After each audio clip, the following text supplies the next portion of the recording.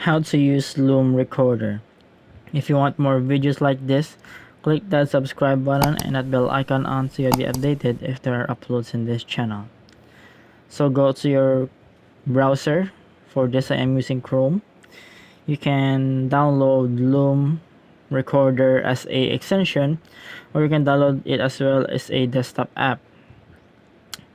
So in here I am using it as a extension, but you can use it as a app as well. It depends on you. And you can log in through your account using Gmail as well. And then here you can also see here the download for Chrome and download for the desktop. So to start the recording, just click on start your recording for Loom. You can put in full screen, and also I have here another recorder. You can turn it on or off. And then there are some effects here, and click on start recording.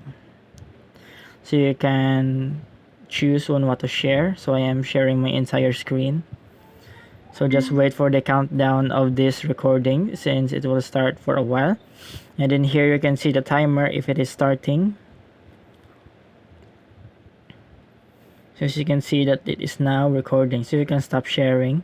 After stop sharing, the recording will be here, and this recording you can also share it to people by their email.